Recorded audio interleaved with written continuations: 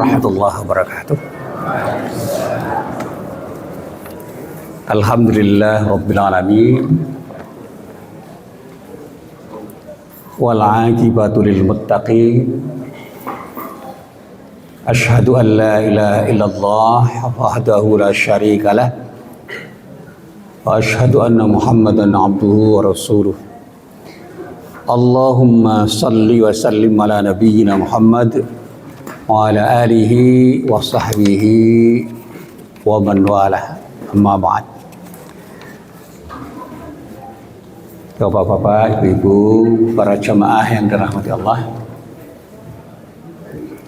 Alhamdulillah, pada pagi hari ini Allah masih berkenan untuk mempertemukan kita.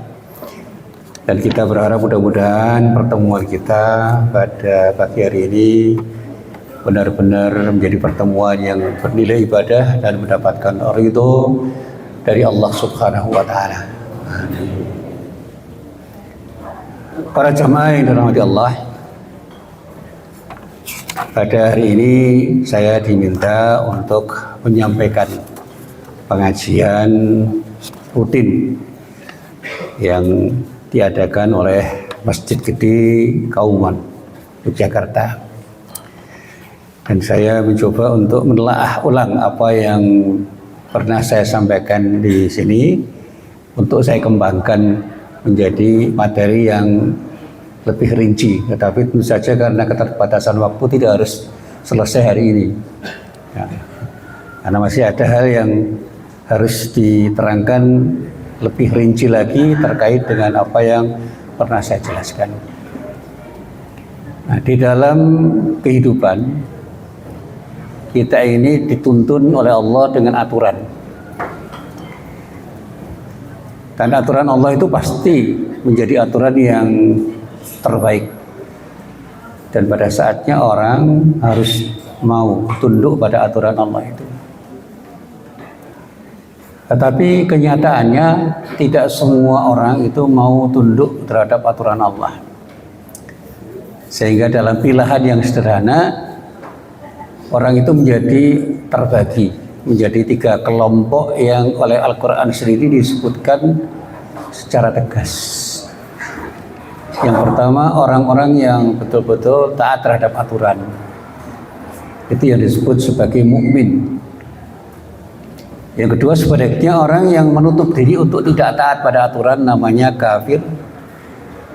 Dan yang kedua, orang yang masih ragu sehingga tidak secara konsisten, tidak secara istiqomah mengikuti aturan karena dia masih ragu terhadap aturan-aturan Allah itu ketika harus diwujudkan menjadi tindakan.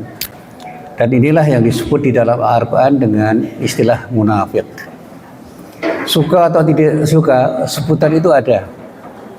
Cuma yang tidak boleh kita menuduh orang, apalagi mengata-ngatai orang dengan kata-kata yang bisa membuat orang tersinggung. Jadi kata kafir, kata munafik itu tidak usah diucapkan, apalagi dituduhkan pada orang, dikatakan dengan menuduh sehingga orang itu bisa tersinggung. Tetapi orang perlu paham, setiap orang perlu memahami, karena setiap orang punya peluang untuk menjadi mukmin, menjadi kafir, dan menjadi munafik. Dan itu pilihan.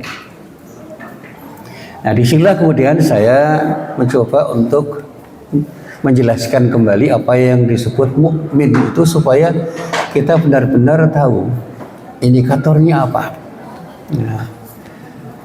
Nah, keberimanan seorang itu kan tidak hanya selesai pada ketika orang itu mengaku. Ada ikrar, saya beriman. Ya, kalau istilah sekarang, kalau sekedar omon-omon gampang, omon-omon. Aku iman lagi, aku orang yang beriman, itu mudah. Saya adalah orang yang beriman, itu pengakuan. Nah, iman itu harus melekat di dalam hati, menjadi sebuah keyakinan.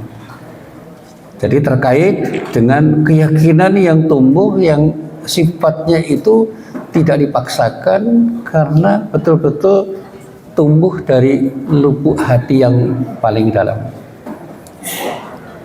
Tetapi yang juga dituntut pada orang yang sudah beriman dengan keyakinan penuh itu adalah mewujudkan dalam tindakan yang nyata.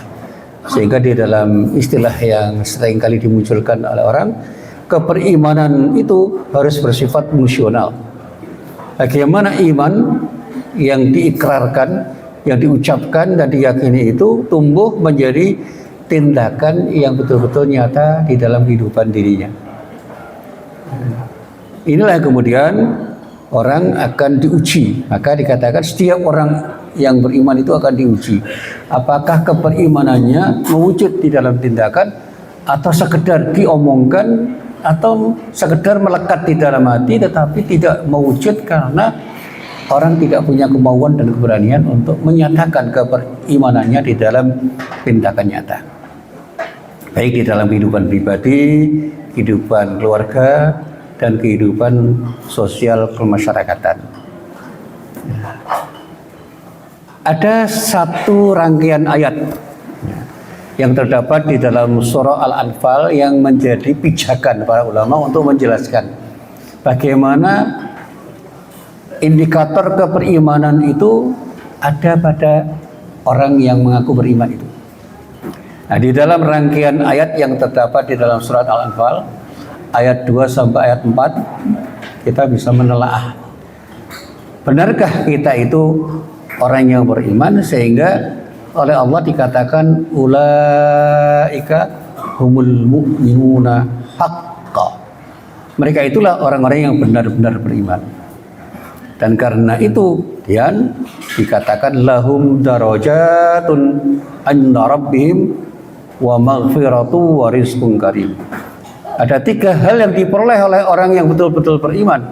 Artinya pembuktian keperimanannya itu dibalas oleh Allah dengan 1, betul-betul mendapatkan derajat yang tinggi dari Allah, artinya dimuliakan oleh Allah, mendapatkan maghfirah, ampunan atas semua kesalahan dan dosanya, dan mendapatkan rizqun karim, rezeki yang mulia. Karena tidak semua rezeki itu memiliki nilai kemuliaan.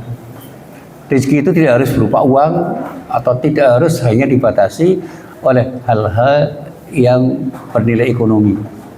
Karena kebutuhan manusia itu tidak hanya kebutuhan yang bersifat ekonomis, termasuk kebutuhan spiritual itu kadang-kadang jauh lebih penting karena banyak orang yang kaya tetapi secara spiritual rapuh.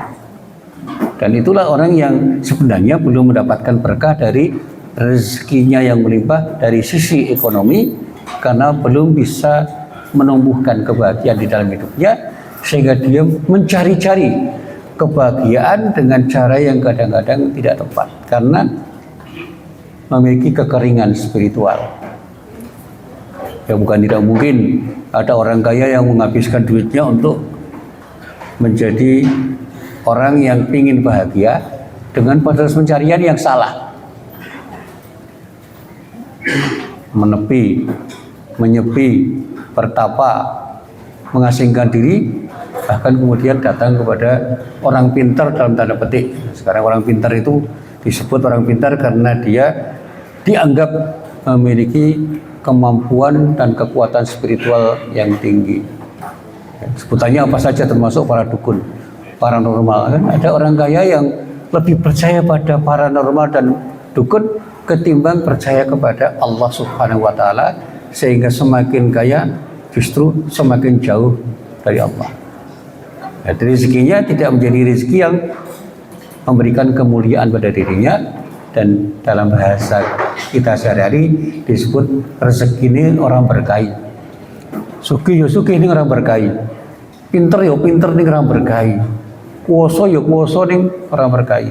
Nah pertanyaannya, ada nggak orang kaya yang pelit? Ada ya. Ada nggak orang pinter yang sombong? Ada. Ada nggak penguasa yang zalim? Ada itu. Nah, ada itu. Tapi tidak boleh menuduh. Tapi katakan ada. Ada penguasa semakin berkuasa semakin zalim. Ada orang pintar semakin sombong. Ada orang kaya semakin pelit. Nah, itu namanya orang yang mendapatkan rezeki dari Allah, tetapi rezekinya bukan disebut rizqun karim, rezeki yang mulia, karena tidak memberikan nilai keberkahan pada dirinya dan orang lain. Nah, mari kita lacak di dalam ayat ini. Ini karena keterbatasan waktu ya. Makanya ini kita mulai dulu dari ayat yang sering dibaca orang, baik oleh para imam, para khotib, para ustadz, untuk menjelaskan orang yang beriman itu cirinya apa. Ini baru satu rangkaian. Nah, rangkaian yang lain banyak. Tulisan-tulisan tentang hal ini banyak, tafsirnya juga banyak. Nah, kita mulai dari ayat yang paling awal, yaitu ayat 2 dari surat Al-Anfal. Di dalam ayat itu dinyatakan, A'udzubillahi minasyaitonir rajim. Innamal mu'minuna alladzina idza dzukirallahu wajilat qulubuhum. Sesungguhnya orang-orang yang beriman itu adalah mereka yang jika disebut nama Allah gemetar hatinya. Ada getaran di dalam hatinya. Karena apa? Punya kelekatan emosional dengan Allah yang disebut, yang kemudian sebutan Allah itu membuat hatinya tergetar. Ada ikatan emosional dengan Allah.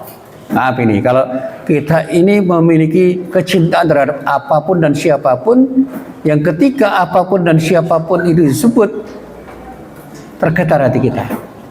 Saya sering kali beri ilustrasi kalau pengajian di kampung itu, ada orang yang malam-malam itu kepingin tuku sate, ngenteni wong dodol sate lewat. Begitu ada suara ting ting ting ting ting, sate metu, bulane bakso ora sida. Ting ting ting ting, ya bulane siomay ora sida. Karena bukan itu yang dicari, tapi begitu keluar yang ketemu itu bakul sate, kira-kira hatinya senang nggak? Senang. Karena apa? Bakul sate itu adalah sesuatu yang ditunggu-tunggu. Nah, terkait dengan Allah juga begitu.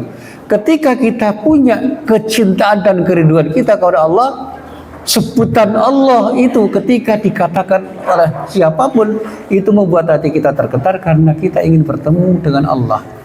Dengan pertemuan yang sifatnya spiritual, sehingga bagi orang yang beriman, sholat itu menjadi sesuatu yang bisa dinikmati karena apa? Ada kepuasan pada dirinya ketika bertemu dengan Allah yang dicintai dan dirindukan.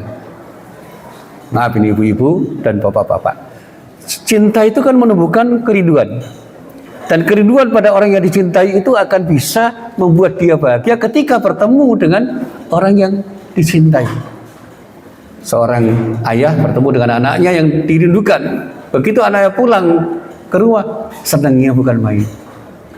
Seorang istri yang merindukan kehadiran suami atau sebaliknya, seorang suami yang merindukan kehadiran istrinya karena cintanya, maka kehadiran istri dan suami itu akan membuat dirinya berbahagia. Nah sekarang, apakah kita ini sudah berbahagia ketika kita itu bertemu dengan Allah karena kita punya kerinduan yang tinggi, kerinduan yang dalam, kerinduan yang kuat pada Allah, sehingga begitu kita menyebut Allahu Akbar, siapapun yang menyebut, apakah imam atau kita sendiri dalam sholat, hati kita bergetar. Allahu Akbar, yang kita ingat adalah Allah, bukan sesuatu selain Allah. Tapi kan ada orang yang sudah Allahu Akbar, imamnya masih kelingan lawon yang ngomong. Itu kerinduannya belum mendalam. Tetapi jangan kemudian kita menuduh orang tidak seperti yang kita harapkan. Sudah sholat isi rame kira khusyuk ya. Sudah bangsane sholat isi do ngomong dewe iki tenan apa ora oleh salah itu. Wong seniat ngaji ning masjid gede, konsumsi rong metu kok malah gersula iki ning ngaji mergo konsumsi apa ngarep golek apa. Itu kan jangan diucapkan itu, bahwa ada orang yang tidak puas ketika mendapatkan konsumsi yang tidak diharapkan, itu mungkin, tetapi itu jangan dituduh. Ada proses pada diri orang itu yang tidak bisa disamaratakan antara satu orang dan yang lain. Wah, rasito nengucit aku, apa? Ranowe tangi. Nah, itu baru tingkat TK itu. TK nanti sangoni ramangkat. Tapi ketika kita sudah punya kerinduan yang dalam kepada Allah, kemudian kita ingin bertemu dengan Allah di dalam sholat kita, di dalam pengajian yang diselenggarakan oleh Masjid Besar Kauman Yogyakarta, Masjid Gede ini, kita tidak berbicara lagi, tidak merindukan lagi konsumsi yang bersifat fisik, tetapi ada konsumsi hati di mana Allah itu hadir di dalam diri kita, karena setiap mubalik, setiap ustadz dan guru ngaji yang menyebut nama Allah, bergetar hati kita. Itu yang disebut wajilat qulubuhum. Coba rasakan getaran hati kita ketika disebut nama Allah. Terasa enggak? Ya kalau omon-omon gampang. Yang sulit itu adalah mengalaminya. Ada proses yang disebut pengalaman spiritual yang tidak bisa dipaksakan. Coba kita latih diri kita untuk merasakan kehadiran Allah di dalam diri kita ketika kita sholat, sehingga sholat kita itu semakin lama semakin khusyuk dan benar-benar kita merasa nyaman, merasa nikmat ketika melaksanakan sholat. Yang kedua dikatakan wa idza tuliyat alaihim ayatuhu zadatuhum imana. Dan jika dan bila dan ketika dibacakan ayat-ayat Allah kepada mereka, bertambah kuatlah imannya. Ketika kita mendengar bacaan Al-Quran, kira-kira ada tambahan keimanan enggak? Yang bisa merasakan kan yang bersangkutan, orang lain kan tidak bisa. Kita bertanya pada diri kita sendiri, ketika ada orang membaca Al-Quran, baik ketika kita menjadi makmum atau ketika menjadi imam, ketika mengaji, ada enggak tambahan iman yang kita rasakan? Wah, suwe-suwe aku tambah iman ini, sehingga ngaji itu menjadi sesuatu yang semakin lama mengokohkan iman kita, sehingga karena kokohnya iman kita semakin ingin datang ke pengajian. Semakin kokoh iman kita, semakin kita ingin datang ke masjid. Semakin kokoh iman kita, semakin kita ingin untuk mendekatkan diri kita kepada Allah dengan doa dan zikir. Semakin kokoh iman kita, semakin kita itu ingin melakukan tindakan yang baik dalam rangka untuk mendapatkan ridho dari Allah Subhanahu wa Ta'ala. Tanyakan kepada diri kita sendiri. Nah, ketika Rasulullah itu ditanya tentang iman dan takwa oleh para sahabat, maka Rasulullah menjawab dengan satu kalimat, istafti qalbak, tanyakan pada hatimu. Istafti qalbak. Ketika ditanya tentang takwa itu ada di mana, Rasulullah itu menempuh dada 3 kali.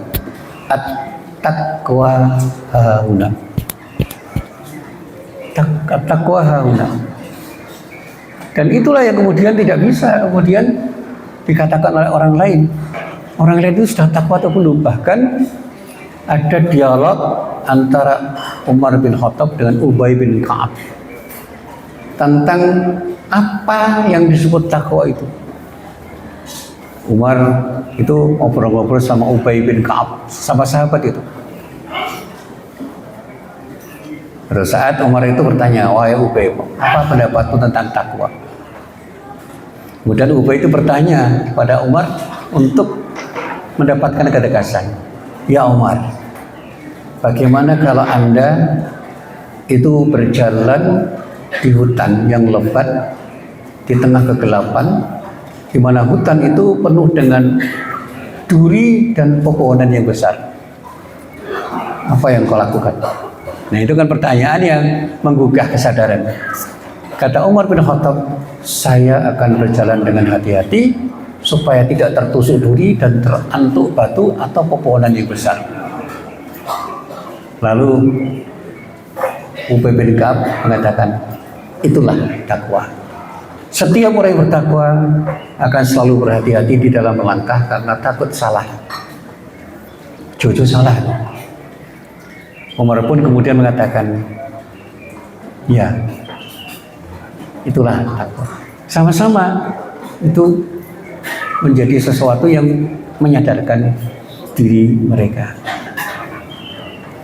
Nah, ada dua orang sahabat yang namanya Aid dan Ubaidullah. Itu dua orang sahabat yang sama-sama hebat. Aid itu adalah seorang sahabat Rasulullah yang tidak banyak dikenal orang karena hanya pernah ikut Rasulullah waktu menjelang Fathu Makkah di dalam perjanjian Hudaybiyah. Tidak banyak dikenal, tetapi dia orang soleh.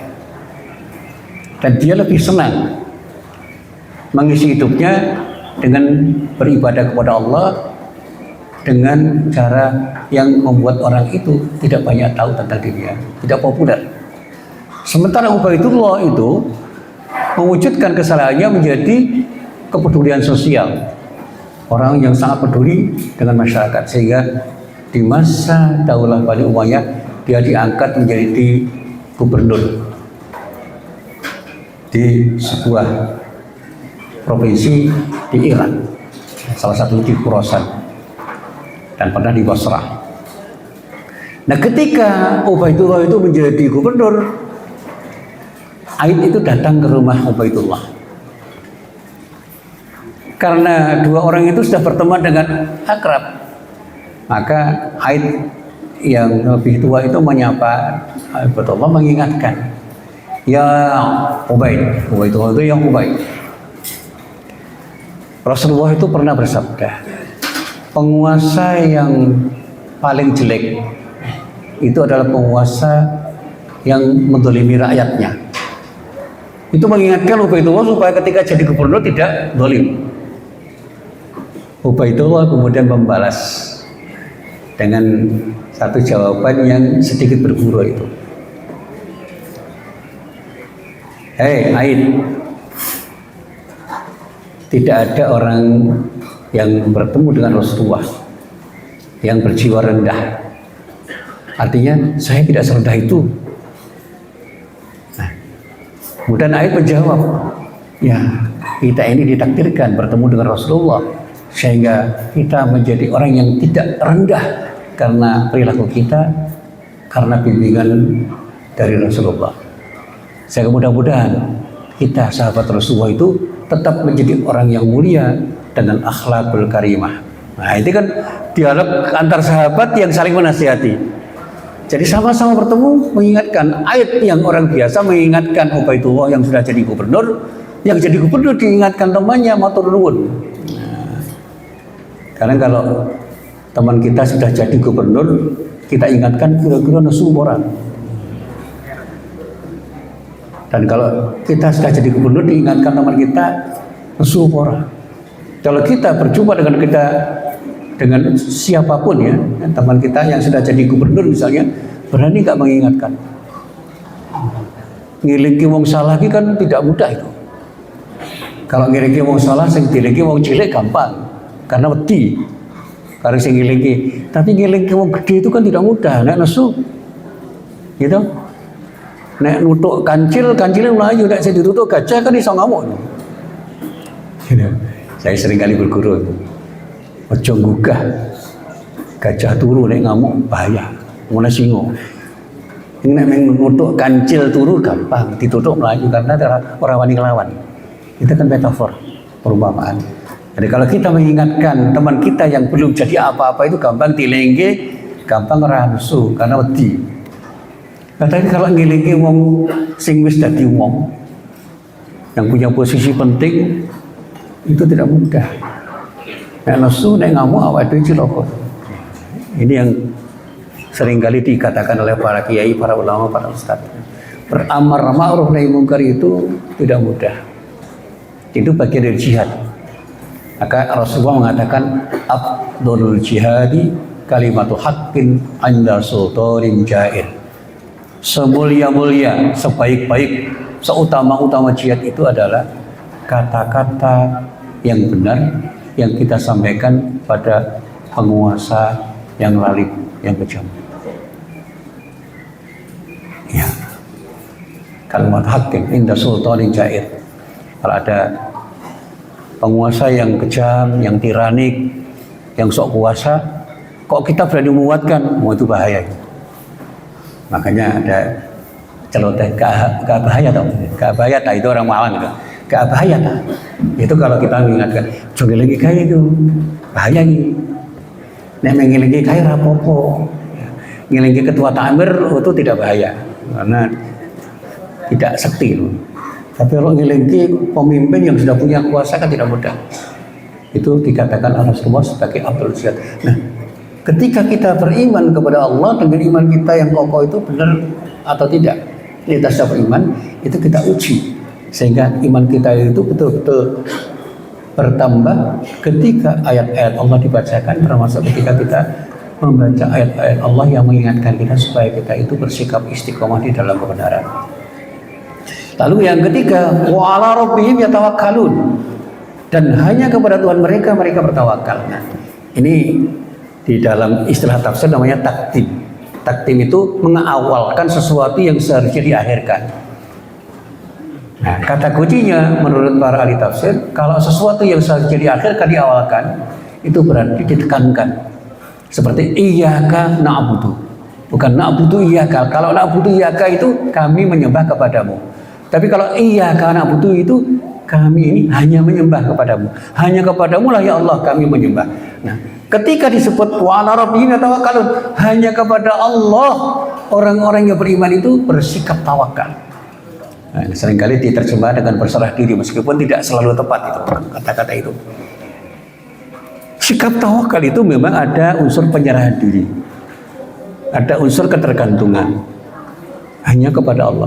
Nah, kita ini sudah hanya bergantung dan berserah diri kepada Allah, atau masih bergantung dan berserah diri pada yang lain, sehingga begitu ada pertarungan kepentingan, kita itu lebih milih pada kehendak Allah atau kehendak seseorang yang menyalahi kehendak Allah. Gusti Allah ngarahke ngidul, sementara yang lain mengarahkan ke utara. Nah, ini pertarungan antara kekuatan yang baik dan buruk. Kekuatan yang baik itu diilustrasikan sebagai kekuatan yang datang dari Allah. Kekuatan yang buruk itu diilustrasikan sebagai kekuatan yang setan. Kita ini akan menjadi Hizbullah atau Hizbus Syaitan. Nah, ini kan pilihan dalam hidup itu ekstrim tuh. Arab nengen manut Gusti Allah atau ngiwo manut setan. Nek nengen jujur kok orang entuk apa-apa. Nek ngiwo ngapusi kok entuk akeh. Sementara ngapusi sih ora apa-apa manut setan. Nah, kira-kira begitu.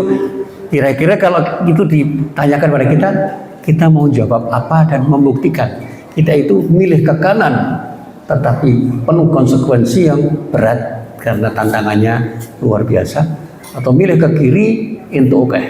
Ya, kalau dalam bahasanya orang Jawa kan sekarang ini zaman edan, padahal arahnya itu luar sekali itu. Kalau orang mengutip apa yang dikatakan oleh Rogo Warsito yang kemudian dikembangkan oleh banyak orang dengan kata-kata zaman edan, itu kan nasihat yang luar biasa itu. Nek orang edan ra keduman. Tetapi kata para winasis kan luwih bejo wong sing eling lan waspada. Tetapi bejo ning endi? Bejo ning donya apa bejo ning akhirat kan begitu. Kan buktinya sing edan ning donya entuk akeh kan. Sing eling lan waspada ora entuk apa-apa ae. Milih endi? Nah, yang ketiga seperti itu. Kemudian masih ada kelanjutannya, alladzina yuqimunas sholata wa mimma razaqnahum yunfiqun. Yang keempat dan kelima itu buktikan bahwa kita sudah mau mendirikan sholat dengan sikap konsisten. Dimanapun kita tidak akan pernah lalai untuk mendirikan sholat, dan ketika kita mendapatkan rezeki dari Allah, tidak pernah kita pelit untuk berinfak. Itu bukti keperimanan, dan itu iman yang fungsional. Maka keperimanan yang fungsional itu menjadikan kita menjadi orang yang beriman dengan baik dan benar, dan insya Allah kita akan mendapatkan derajat yang mulia dari Allah, mendapatkan maghfirah atau ampunan dari Allah, dan mendapatkan rezeki yang mulia dari Allah Subhanahu wa taala, sehingga orang-orang yang beriman itu benar-benar menjadi orang yang memberikan manfaat pada siapapun, dimanapun dan kapanpun. Dan saya petakan di sini ada 5 hal yang perlu kita bedakan ketika kita itu beriman dengan keberimanan yang fungsional, iman yang kita terapkan di dalam kehidupan sehari-hari, betul-betul nyata menjadi iman yang memberi manfaat. Yang kedua, bisa membentuk pribadi dan masyarakat menjadi lebih baik karena mengamalkan ajaran-ajaran Allah. Yang ketiga, menjadikan nilai-nilai agama itu menjadi mewujud dalam kehidupan, bisa menjadi orang yang jujur, adil, sabar, peduli terhadap masyarakat. Dan iman itu akan jadi panduan bagi kita untuk bisa bekerja dengan baik, belajar dengan baik, bersosialisasi dengan baik, dan kita akan mampu menghadapi tantangan kehidupan seberat apapun karena kekuatan spiritualitas kita. Kita pun terdorong untuk bekerja sama dengan orang lain dengan penuh sikap toleran dan punya kontribusi di masyarakat dengan kontribusi yang baik, karena kita hadir sebagai orang baik yang menularkan kebaikan pada orang lain.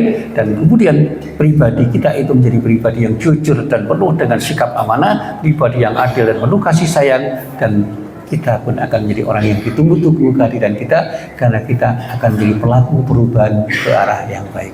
Ini singkatannya.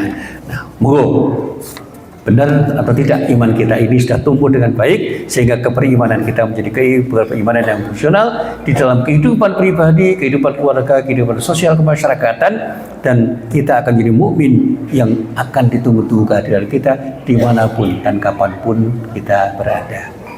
Inilah apa yang bisa saya sampaikan di dalam kuliah subuh pada hari ini. Tetapi ini sekali lagi, ini tidak selesai hari ini. Mungkin nanti pada saat yang kedua saya punya kesempatan lagi akan saya uraikan dalam uraian yang lebih rinci, karena di dalam uraian yang lebih rinci insya Allah ada contoh-contoh konkret di dalam kehidupan yang bisa semakin menjelaskan wujud keimanan kita itu seperti apa, dan seharusnya kita menjadi apa dan siapa, dan benar-benar kita wujudkan. Ini pada kita menjadi pribadi yang bermanfaat, dan ketika kita menjadi umat yang terbaik, khair ummah, yang akan bisa hadir menjadi umat yang melakukan perubahan dan bisa menjadi contoh kehidupan yang baik bagi umat yang lain, sehingga umat Islam itu menjadi umat yang dirindukan kehadirannya dimanapun dan kapanpun kita berada. Assalamualaikum warahmatullahi wabarakatuh.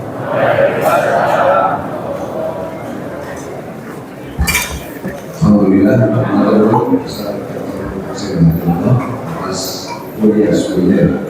Menyampaikan lagi kepada jamaah yang melaksanakan sholat subuh waktunya pukul 5:53. Mari kita awali kajian pagi ini dengan baca takbir. Alhamdulillah.